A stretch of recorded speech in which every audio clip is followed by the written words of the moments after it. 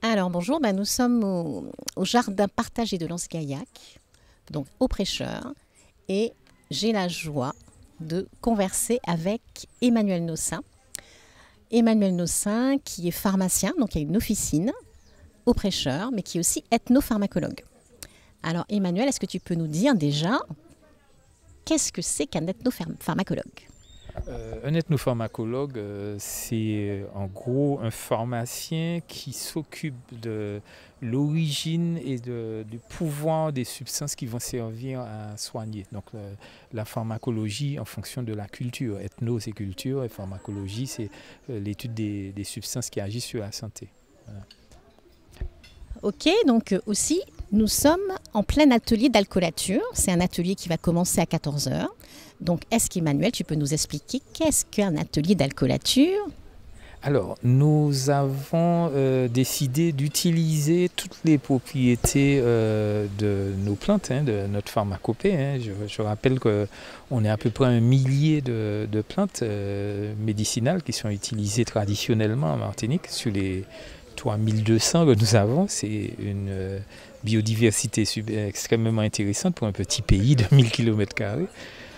Pour mémoire, la biodiversité de la métropole, c'est 4500. Dans nos 3200, on est quand même bien lotis. Et nos parents, qui avaient des rapports fusionnels très forts avec la flore, c'est une caractéristique de beaucoup de pays tropicaux, ils nous ont laissé des messages, des noms de plantes, des propriétés, des façons d'utiliser que nous, leurs petits-fils et leurs descendants, nous avons le devoir de prendre, de reprendre, d'étudier et d'amener à leur potentiel maximum. Or, le potentiel maximum, ce n'est pas seulement la décoction et l'infusion comme on connaît pour les plantes, ça peut être aussi l'extraction par l'éthanol, le rhum. Nous sommes les champions du rhum.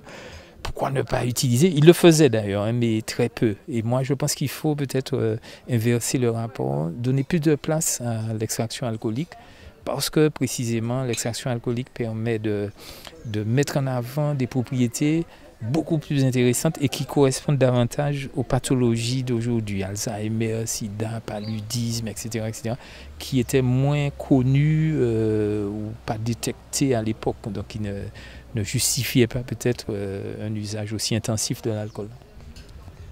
Alors, est-ce à dire que finalement, les principes actifs des plantes sont nombreux et que ces principes actifs, pour avoir accès à certains principes actifs, finalement, l'éthanol serait meilleur que justement l'eau qui donnerait accès à d'autres principes actifs? Alors déjà, je vais corriger l'élève Claudine. On ne dit jamais les principes actifs des plantes. Les plantes n'ont pas de principes actifs. C'est une image de projeté du pétromédicament, le médicament fabriqué par l'industrie pétrochimique, dont nous sommes les vendeurs, hélas, les distributeurs.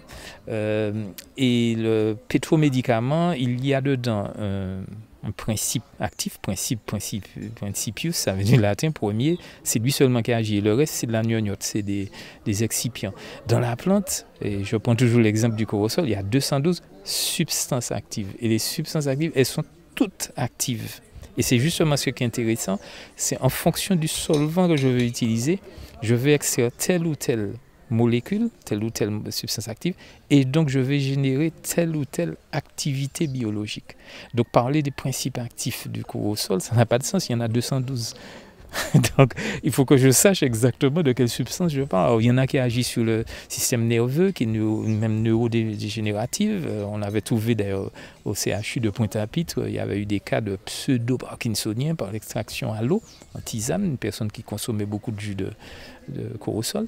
Mais moi, en utilisant le même jus, mais avec de l'éthanol, j'ai au contraire des activités sur le cancer du sein, etc. Donc, c'est beaucoup plus intéressant pour moi d'aller explorer des domaines qui n'étaient pas explorés par nos grands-parents à l'époque, mais qui le sont aujourd'hui. Le corosol est une plante universelle, elle existe en Inde, en Chine, etc. Et tous ces chercheurs-là, depuis des années, ils mènent des travaux avec d'autres solvants que la simple décoction.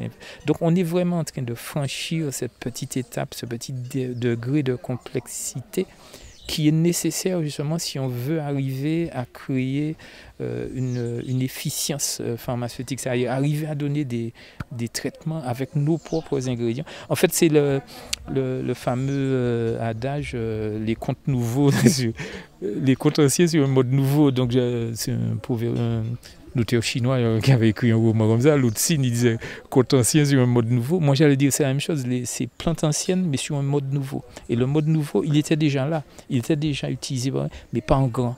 Et donc, le fait simplement de mettre en grand l'éthanol, de lui donner plus de place, de faire ce qu'on appelle des alcoolatures, plantes fraîches, ou teintures, plantes sèches, ça nous permet de franchir une étape, d'aller beaucoup plus loin, de proposer toute une gamme de produits qui sont pratiquement nouveaux pour nous, parce que les recherches sont en cours, elles sont menées dans tous les centres de recherche du tiers-monde qui partagent la même flore que nous. Ok, donc justement, il y a plein de pays, enfin différents pays qui partagent la même flore que nous. Donc est-ce à dire que vous travaillez en justement partage en communauté?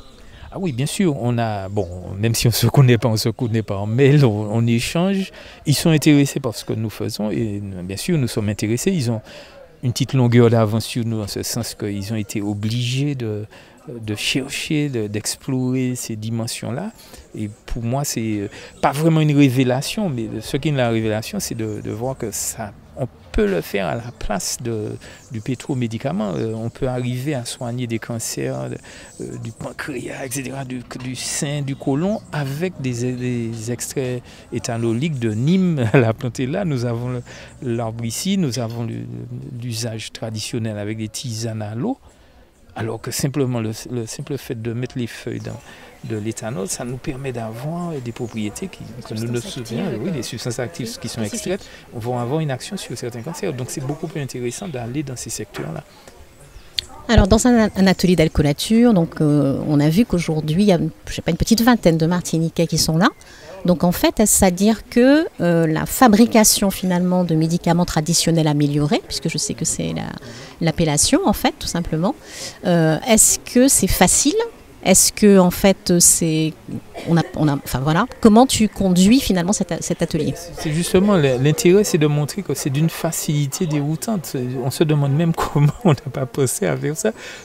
On a la plante, on a l'huile de coude, on a la connaissance. Moi, je suis un passeur, je prends la connaissance, je dis tout le temps à mes stagiaires, je n'invente rien, je ne fais que passer l'information. C'est mon boulot, c'est mon rôle de faire ça. Je n'invente rien, prenez les plantes, faites-le vous-même. Moi, je peux le faire, j'ai appris, j'ai été formé, les études de pharmacie. On apprend pendant 6 ans à faire ça, extraire une plante. Mais je n'ai pas besoin de le faire, moi. Je veux que monsieur tout le monde, à partir du moment où il vit dans la Caraïbe, depuis le Venezuela jusqu'à... Monsieur tout le monde doit apprendre à utiliser le potentiel de sa flore, de son ethnopharmacopée pour arriver à soigner, même si on ne l'utilise pas pour le moment, parce qu'il y a des problèmes réglementaires, on n'a pas le droit, etc., et qu'on est géré par un système qui donne la priorité aux pétromédicaments. Mais on ne sait jamais. À n'importe quel moment, les choses peuvent changer. On peut se retrouver... Lorsqu'on pense ce qui s'est passé à Saint-Martin, ils sont restés 3 jours sans traitement. S'ils avaient eu cette formation, naturellement, après, on se dit si, mais s'ils avaient eu cette formation, ils auraient pu récupérer des bouteilles de rhum dans les bars qui étaient saccagés et puis fabriquer eux-mêmes avec du oreilles mouton, avec du Nîmes, etc., faire des alcoolatures. Donc, malheureusement, ils n'avaient pas cette formation et ils sont passés à côté. On est en train d'attendre quoi? Qu'un conteneur arrive avec des médicaments chimiques. Il y avait une pharmacie ouverte à Saint-Martin. C'est pas possible. On ne peut pas continuer comme ça. On n'est pas la métropole. On est différent. On a une histoire, on a une flore, on a une faune, on a des conditions qui sont différentes. Et il faut que les populations... C'est pourquoi moi je m'adresse dans ces stages d'abord aux populations. Si les officiants, les officiels viennent, tant mieux, mais ce n'est pas ma cible. Je veux que monsieur tout le monde, et qu'on fasse ça sous une forme d'échange de sel, d'échange de services ou de compétences. Il faut que monsieur tout le monde fasse savoir qu'on a la possibilité de se soigner en harmonie avec la tradition populaire et à un coût minimum et avec efficacité. Et sans compter les effets secondaires intéressants. On va diminuer ou en tout cas bloquer les Irma et Maria. parce qu'on ne va pas utiliser les produits à base de pétrochimie. On va empêcher on va perdre en Martinique 125 km² dans un avenir proche. Ben oui, et la Guadeloupe sera toute la partie plate, la basse terre, la grande terre sera sous les eaux, on voit les pieds, ça commence déjà, à Sainte-Anne c'est l'érosion. Tout ça, on est en train de payer des choses que nous n'avons pas créées, que d'autres ont créées. Et ça, c'est scandaleux. Et puis quand on voit l'attitude des dirigeants des pays développés, c'est scandaleux. C'est nous qui payons, nous sommes en première loge. Eux, ils ne sentent pas ça. Donc, il faut qu'on partage ce savoir-là et vite. On n'a plus le temps d'attendre. Moi, je dis qu'on est dans l'urgence de récupérer notre savoir, de le mettre à la hauteur du jour des problèmes qui sont posés et de le déployer dans toute cette zone-là. Nous ne pouvons plus attendre. Donc, moi, je suis vraiment dans cette idée, comme on dit, combinatoire. Il faut le faire, point barre, parce que nous sommes condamnés à le faire. Si nous ne le faisons pas, comme on dit curieusement, nous chouchoute.